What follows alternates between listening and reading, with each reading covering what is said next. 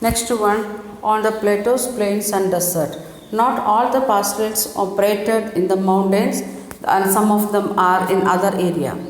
Dangas were the important pastoral community of Maharashtra in early 20th century. Their population in this region was estimated like that 4,67,000. Most of them were shepherds, some of them were blanket weavers and still others were buffalo herders. The Dangas shepherds stayed in central plateau of Maharashtra during monsoon. This was the semi-arid region with low rainfall and poor soil. It was covered with thorny shrub. Nothing but dry crops like bajra could be sown here. In the monsoon, this tract became a vast grazing ground for the Dangas flock. By October, and the Dangas harvest their bajra and started on their move west. After a march of about a month, they reached in Kongan. This was a flourishing agriculture tract with a high rainfall and rich soil. Here the shepherds were welcomed by Kongani peasants. After coffee harvest was cut, and this time the field had to be fertilized and made ready for the rabi harvest. Dangas folk manured in the field and fed the stubble. The Kongani peasants also gave supplies of rice which the shepherd took back to their plateaus where grain was scarce. This, with the onset of the monsoon, the Dangas left in the Kongan and coastal areas and their folk and returned to the settlement on the dry plateau. The sheep could not tolerate the wet monsoon conditions. Okay, here we are discussing in this paragraph. We are discussing one of the group that is named as Dangas, that is in Maharashtra area. So in the Maharashtra map, when we can see that one the central part of the Maharashtra, it is little bit dry area and there we are getting very less rainfall. So in the monsoon season, the shepherds and this buffalo and cattle dryers, they will live there, and in the summer season they will move to in October, the time of winter onwards, they will move to the Kongan area. They want to go through Western Ghats, and they are passing that Western Ghat, and it is taking near about 1 month journey with their animals to reach there in Kongan area. Then the Kongani peasants are ready to accept them because they will get the manure, because the animal waste is becoming the manure for the Western Ghat peasants. So they are welcoming them, and these shepherds, they are collecting rice from Kongan area for to take to their own land when they are going to the dry land for in the monsoon season. Why they are moving from Konkan area to the other region? Because the sheep and goat, they can't adjust with the wet life with this monsoon season. So that's why they are moving to other area. Then next one, it is Karnataka and Andhra. Again the central plateau, that is again coming the black soil and central plateau area covered with stones and grass, inhabited by cattle, goat and sheep herders. The Gollas herded cattle, and Kurumus and the Kurubas reared sheep and goat and sold woven blankets. Then they lived near the woods, cultivated small patches of land, engaged in variety of petty trade and took care of their herds. Unlike the mountain pastoralists, it was not the cold and snow that defined the seasonal rhythm of their movement. Rather, it was a alternation of the monsoon and dry season. And the dry season, they moved into the coastal tracts and left when the rain comes. Only buffaloes like the swampy, wet conditions of the coastal areas during the monsoon months. Other herds had to shift to the dry plateaus at this time.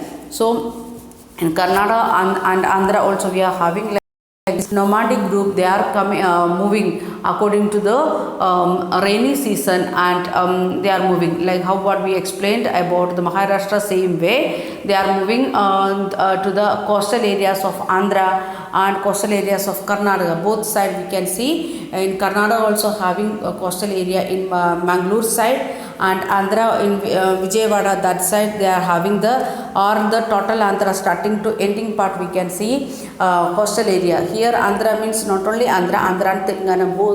So in the Deccan Plateau they will live in the monsoon season. Then when it is coming the dry season or winter season starts, that time they will move to the coastal areas, because the goat and sheep can't adjust the life wet life there in the monsoon season in the coastal areas, so they are moving. Then next one, the Banjaras were yet another well-known group of grazers. They were to be found in the villages of Uttar Pradesh, Punjab and Rajasthan, Madhya Pradesh and Maharashtra. That is one big group. That is, they are having the different families, different lifestyle also, but the name is same, and the origin also same. That group is known as Banjaras.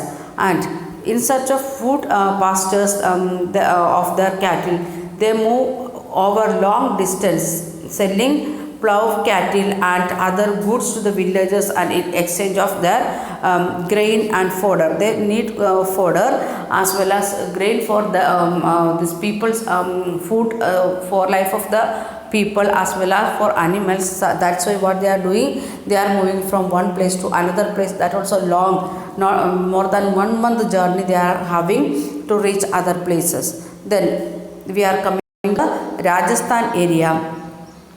These Banjaras, they are from the plain area. We can see Punjab, Haryana, the Rajasthan, Madhya Pradesh. These are the plain areas. They are also having the nomadic group. That is that group, bigger group name it is Banjaras.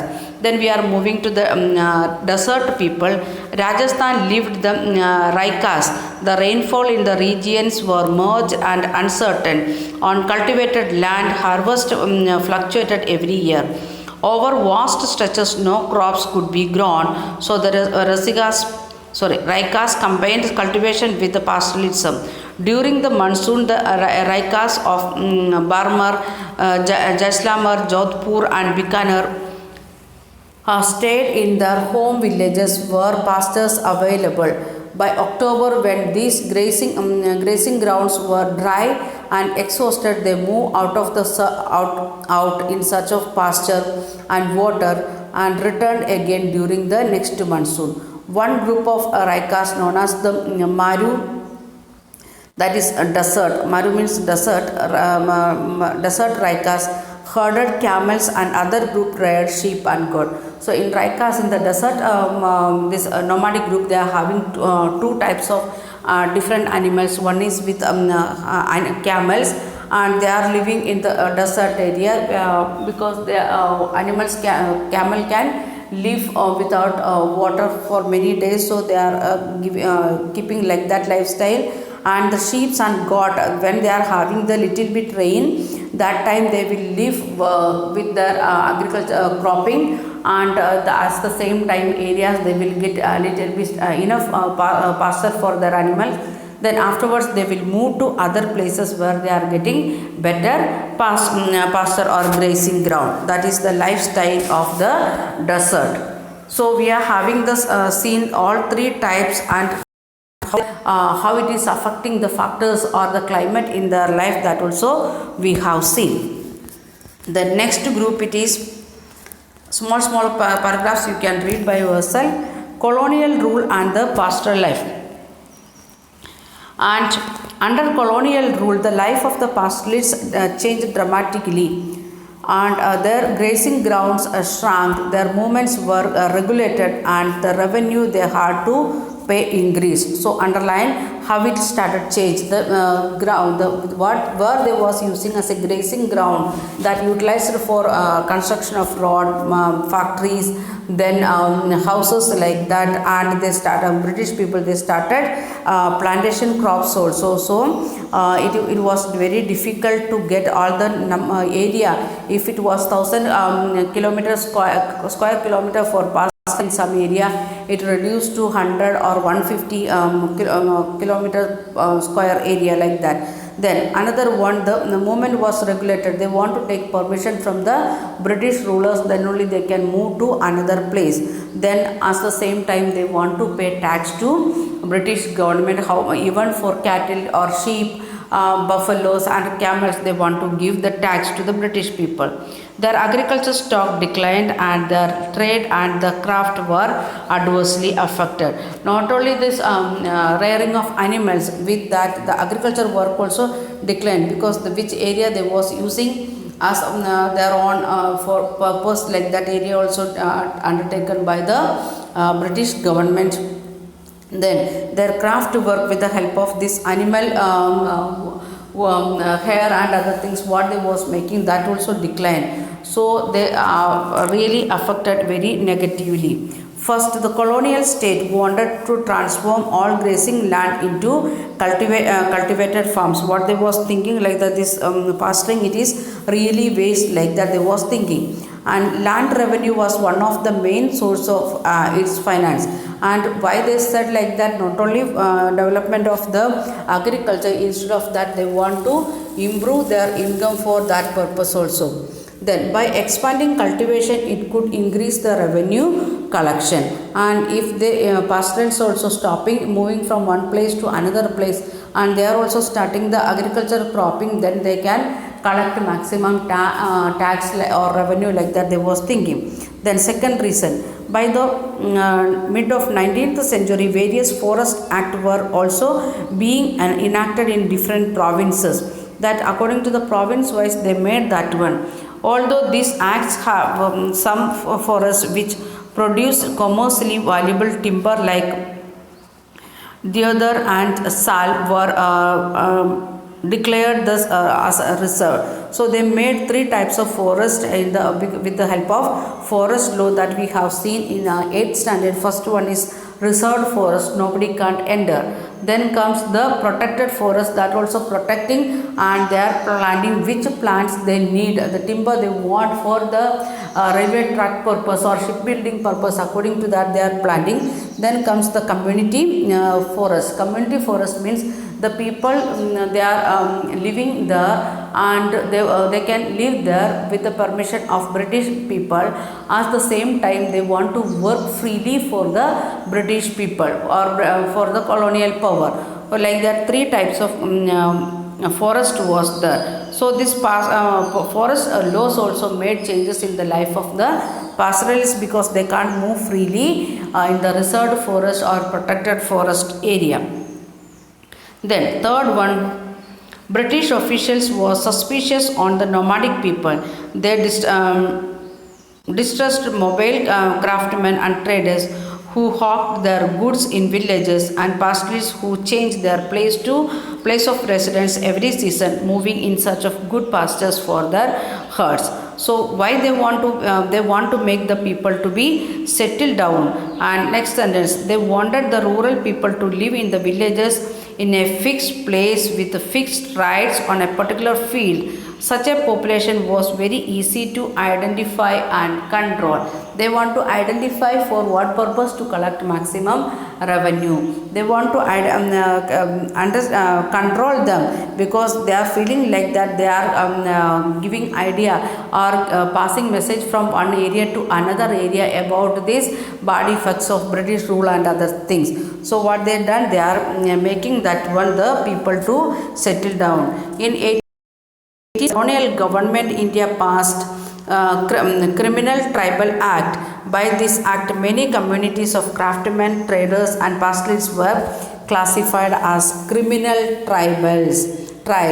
They were stated to be criminal by nature or birth. So what they said like that, they said the tribal people, some of the tribal groups, these nomadic groups, they are criminals by birth. So they made like that one act like that, criminal tribes act. They are thinking like that they are making the some problem in the society, so they are compelling the people to settle down, or they want to take permission from British government to move from one place to another place. And fourth one, to expand in revenue income, the colonial government looked for very possible source of taxation.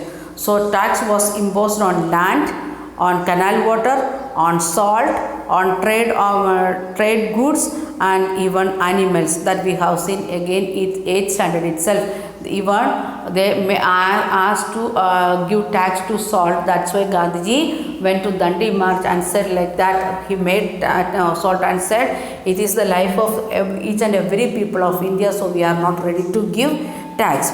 So that also affected the people. See, if they are using canal water or salt or trade of goods, everything we want to pay tax. Then 1850s and 1880s, the right to collect tax was auctioned out of contractors.